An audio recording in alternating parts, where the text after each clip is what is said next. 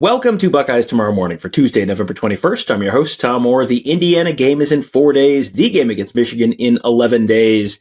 There has been a lot of crabbing and complaining over the last week, over the last month, over the last year about college football and how everything is just going straight to heck. It is all falling apart. The sport, it's not the sport we all knew and loved. And oh boy, everything is terrible now. And then a funny thing happened. The season started, and it has turned out that a lot of the stuff that everyone has been complaining about has turned college football pretty awesome. Maybe even more awesome than it was before. Maybe having the best season since the crazy 2007 season. Wanted to talk about all that and more with my buddy Tony Gerdeman of BuckeyeHuddle.com. Tony, I think let's start with, there's been a bunch of changes here, obviously. One of the things that really is probably the biggest change is the expansion of the college football playoff from 4 teams to 12. And I remember when they were first announcing this, there was a lot of hand wringing about the fact that, it's going to render the college football regular season meaningless. Nothing will matter. You can lose as many games as you want. You can still make the playoffs. Nothing matters. Enjoy Arby's. I remember it as clear as day, Tony, and it's the darndest thing, but it feels like there might be more interest in college football broadly this year than there was before.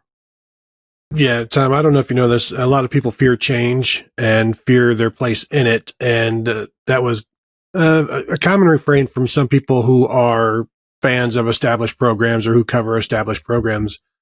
And now you look at it and more programs can become established. More programs can establish themselves. And there are more games for more teams that mean something. Right now I'm looking at my computer, and Army and Tulane are both 7-0 in the American Athletic Conference, and they are vying for the playoffs.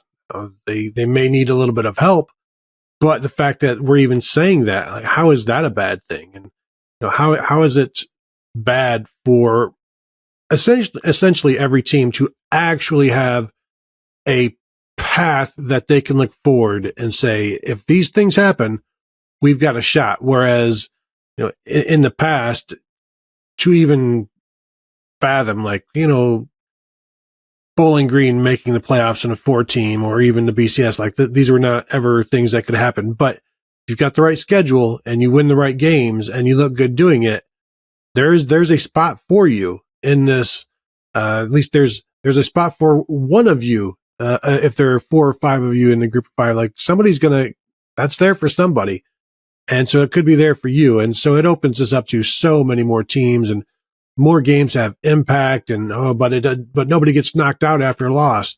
Nobody really gets knocked out after one loss that is an established program anyway. So to think that losses, we're seeing now the arguing with the SEC about the SEC and their standing, losses don't matter to those people. That's for sure.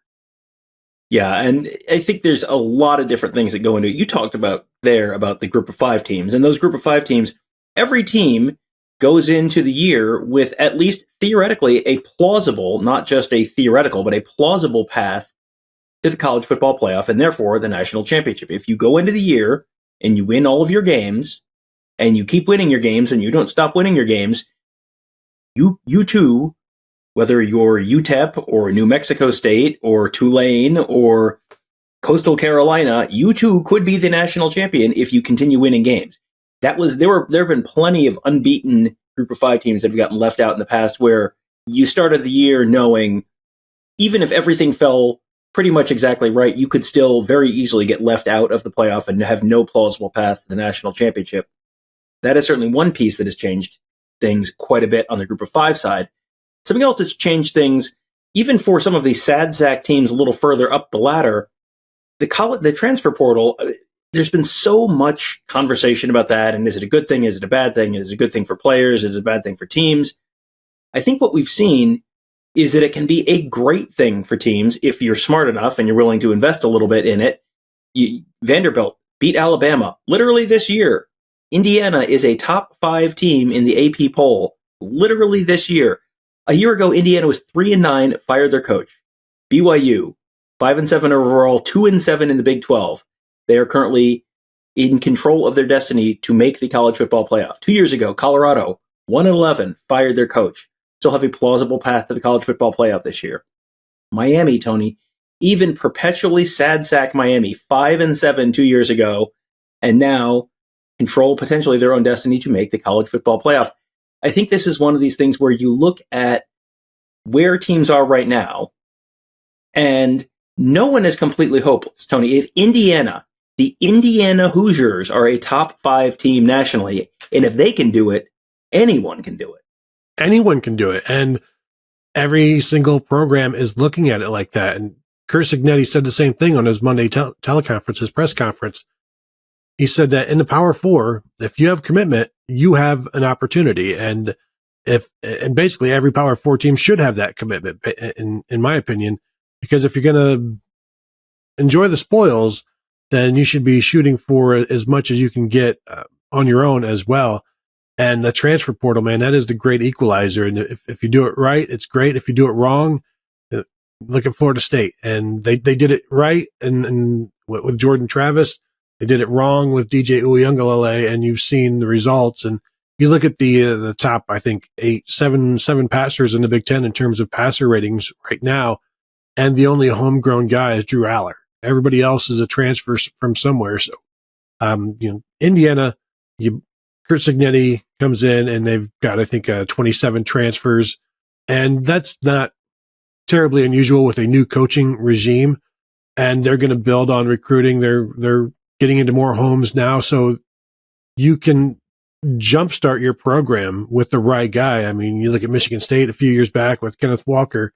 It doesn't take much to light a fuse. And then once that gets going, you have an opportunity to build on that. And there you see the boosters see Indiana doing it, and I keep saying, imagine how things are for Ryan Walters right now at Purdue, when everybody is seeing what Indiana's doing, and they're like, why aren't we doing that? That's not just Purdue asking that. There's a lot of administrations asking, why aren't we doing that? And if you can't get us there, we will get the guy that can. And so it's an interesting time for the coaches as well.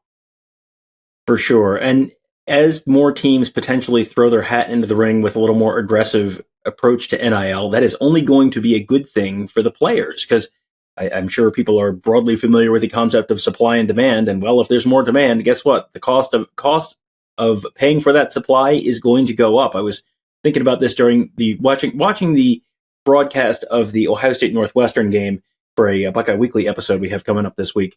And Jake Butt was on there talking about Jeremiah Smith and how he's still got 2 more years before he can declare for the NFL. Boy, if he could go pro right now, he'd be a top 20 pick for sure. And thinking about it, that's how it always used to work. It was just, got to go for your scholarship and your book money and whatever happens to slide to you underneath the table.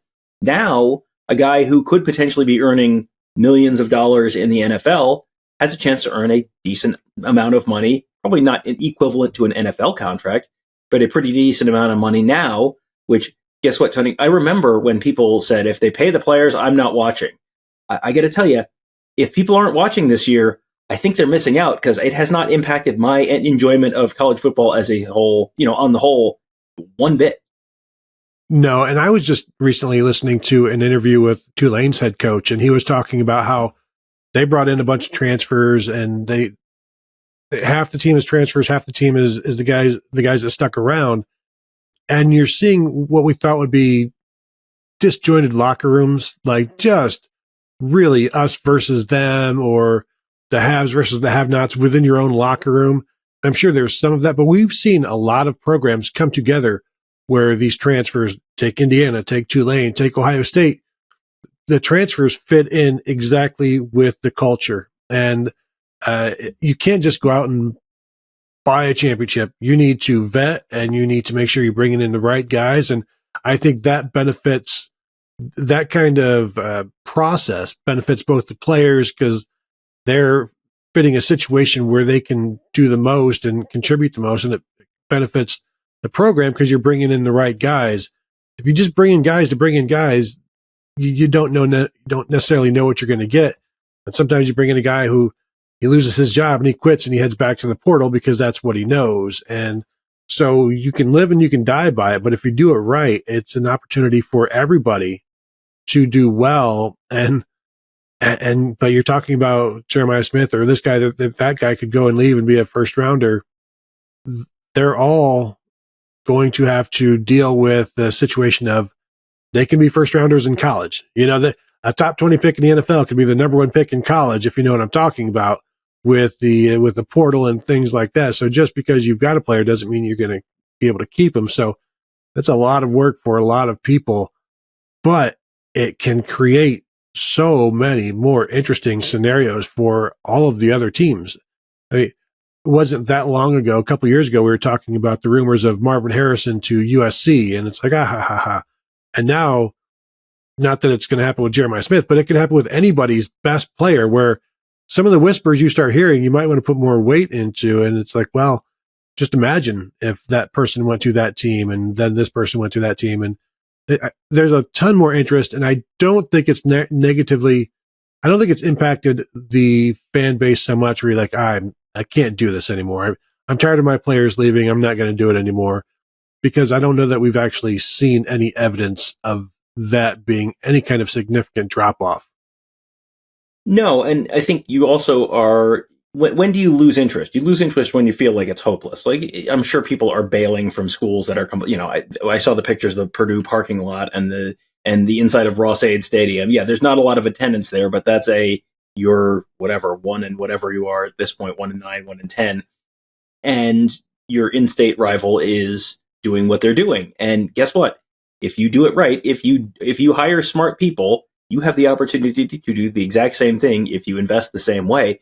And this has not just been, I think there was a lot of concern that, boy, this is going to really just benefit the rich schools, and it's just going to be the consolidation of all the talent and all the rich schools. You can, if you're smart, you too can be Indiana football, a sentence that I was not expecting to ever say at any point in my life, but here we are. And I want to look real quickly later on Tuesday. We're going to have the week 3 of the college football playoff rankings. We'll have our usual live show coming up at 7 o'clock, 7:30, whatever time it is. We'll throw it on Twitter and everywhere. Make sure you're subscribed to our YouTube channel, and then you will not need to rely on me remembering what time the show starts. But it will be week 3. I threw together a look at the bracket based on the current AP poll. So this won't be exactly what the bracket looks like necessarily. Last week it aligned exactly. This week we'll see. But the current AP top 25, I'll just run down the list real quick. Number 1, Oregon. Number 2, Ohio State. Number 3, Texas. Number 4, Penn State. Number 5, Indiana. Number 6, Notre Dame. Number 7, Alabama. Number 8, Georgia. Number 9, Ole Miss. Number 10, Tennessee. Number 11, Miami. Number 12, Boise State. Number 13, BYU. Number 14, SMU. Number 15, Texas A&M. Number 16, Colorado. Number 17, Clemson. Number 18, Army. Number 19, South Carolina. Number 22, Tulane. Number 21, Arizona State. Number 22, Iowa State. Number 23, UNLV. Number 24, Illinois. Number 25, Washington State. Again, that's the AP poll. That's not the college football playoff rankings. But if we take those, again, last week it matched up exactly. So if we take those and apply those to the formula they use, the pattern they use to put these teams in the bracket, week 1, but first playoff round, you'd have number 12, BYU, the Big 12 champion, traveling to Columbus to take on Ohio State. Number 9, Alabama, traveling to South Bend to take on Notre Dame. Number 11, Ole Miss, traveling to number 6, Penn State. Number 10, Georgia, traveling to number 7, Indiana. And then your 4 teams that get the byes are at number 4, Boise State, who is 1 spot ahead of BYU. So they could theoretically, Boise State could theoretically not just get in, but get a first round bye. Number 1, Oregon. Number 3, Miami. And number 2, Texas. And Tony, I look at that, and there's a lot of different ways you can go. But here's where I want to at least start. The Georgia Bulldogs have to travel to Bloomington, Indiana on December 21st. Tony, I'm going to let you know the average high temperature that day on December 21st in Bloomington, Indiana. High temperature 43, low of 27. Ole Miss in State College, Pennsylvania. Average high of 38, low of 25. The Alabama Crimson Tide in South Bend, Indiana. High of 36, low of 24. Tony, we have spent, if you have been in a member of the online posting army, fighting in the posting wars for 20 years now, we have been talking about, oh boy, it would be so interesting to see these bowl games and what the bowl game record would be like if the SEC teams had to come play in the North. Tony, I know the world is not a beautiful enough place to have Georgia come and play in Bloomington, Indiana on December 21st. But what if it was? what if it was? And the amount of pressure on those Big Ten teams to defend the honor of the posting armies over these last 20 years out on the battlefront, making these theoreticals that we knew we'd never have to actually defend. And now we're all here going, uh-oh. I better start deleting all of my posts from 1993 and beyond. No, that's way too early. But yeah, I mean, then it becomes put up or shut up, and for both really. And we can start making these sweeping generalizations about one conference over the other. But I do think, regardless of how it's going to how it would turn out, we've all wanted to see it, and so that is another example of what the changes have given us a possibility of. We can see those fantasy matchups that we've talked about. We can see Tulane or Boise State making the playoffs. I mean, Boise State has been going at this for about 20 years now, trying to be a part of a championship, and they finally have legitimately made it. And I think that's pretty cool. I think all of these opportunities for so many teams is great for the game. More games matter now. More by factors. More games matter now than they used to, because your games matter until November now. Like every single week, we talk about this is a play-in game. This is a losing you're out game, and that's in November. We used to have those in September, and then whoever's out, they're out for the next 9 games. What fun is that? Well, and I mean, you want to talk about games, more games mattering. We were driving home from Northwestern on Saturday night, and we're absolutely in rapt attention to the BYU game. Who would have cared about the BYU game a year ago? And this is a game with potential college football playoff and national championship implications, like direct, significant college football playoff and direct national championship implications. Ohio State, Indiana this weekend. You want to tell me that game doesn't? No one cares, Tony. It doesn't matter. No one. Too many teams in there already. It doesn't matter. Sorry, I have bad news. Now, are there flaws with the current system? Yes, absolutely. Will there be more change coming in 2 years when the current college contract expires? Absolutely. Will that change be only 2 more teams in there and then 2 teams getting a bye? Yeah, probably. Will that ruin the college football regular season? Spoiler alert. Probably not. It will probably create more interest, more excitement, all that stuff. But the first year, man, oh man, is that going to be exciting to see. We'll have we're heading into the home stretch of the season right now, Buckeyes. Home for Indiana, a top 5 matchup, their third top 5 matchup of the season. Then Michigan, and then the postseason. We'll see where that all goes. But a great place to go for all of that would be at BuckeyeHuddle.com. That's where Tony, Kevin, and I cover the team. Mark covers recruiting. Got our whole team of X's and O's gurus there. Make you a smarter football fan. We would love to see you there. That will do it for today. Thank you guys all for joining us. Have a great day. We'll talk to you tomorrow.